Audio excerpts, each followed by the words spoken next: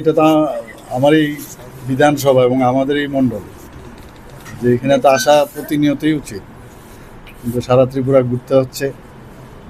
আর অনেক কাজ থাকে, আপনারা জানেন, তো সময় সময় আসি এখানে। তো আজকে নিজের মণ্ডলে এসছি, যে বিধানসভা থেকে আমি দুবার জিতলাম। তো এখানে যারা কার্যকর্তারা আছেন, মণ্ডল প্রেসিডেন্ট রয়েছেন, ডিস্ট্রিক্ট প্রেসিডেন্ট তো আছেনই, এছাড়া আগের যিনি মণ্ডল সভাপতি থেকে আরম্ভ করে ডিস্ট্রিক্টের অনেক কার্যকর্তারা এখানে আছেন।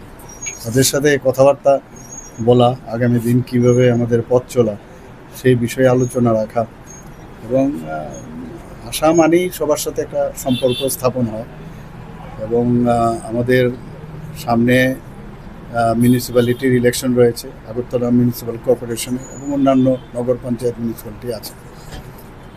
যেহেতু এটা আগরতলা মিউনিসিপ্যাল কর্পোরেশনের আন্ডারে, তো এখানেও আগামী দিন আমাদের কী করা উচিত, কীভাবে আমাদের কর্মপন্থা, সেই বিষয়ে আলোচনা।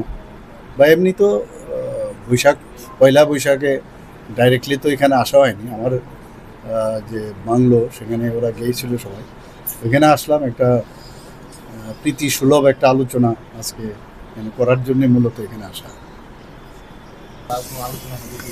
হ্যাঁ, নিশ্চয়ই এগুলো তো আমাদের মণ্ডলের কী কী অ্যাক্টিভিটি থাকবে সেটা, এবং এখন থেকে আমরা প্রস্তুতি সেটা করতে হবে আমাদের। বিশেষ করে আমার এই বিধানসভার অন্তর্গত, যেহেতু আমি মণ্ডলে এসেছি, এখানে যে আমাদের 7টা মতো আমাদের কর্পোরেটর আছেন, তো বিভিন্ন যে 7টা ওয়ার্ড, সেই ওয়ার্ডের বিষয়ে কিভাবে আমাদের কতটুকু কাজ হয়েছে, আরও কোন কোন জায়গায় এখনও কাজ কমপ্লিট হয়নি, এবং সেই কাজগুলো ত্বরান্বিত করা, কিভাবে ত্বরান্বিত করা যায়, বা কোথাও কোনো জায়গায় কাজ এখনও সমাপ্তি হয়নি, সেই বিষয়ে আলোচনা হবে। সেই বিষয়ে জানকারি নেওয়া অফিসিয়ালি তো আছে, কিন্তু প্র্যাকটিক্যালি ফিল্ডের থেকে যারা সবসময় মাঠে ঘাটে থাকে, তাদের কাছ থেকে খবরটা নিলে অনেকটা বেটার হয়। সেই বিষয়ে পুরোটা আলোচনা রাখা।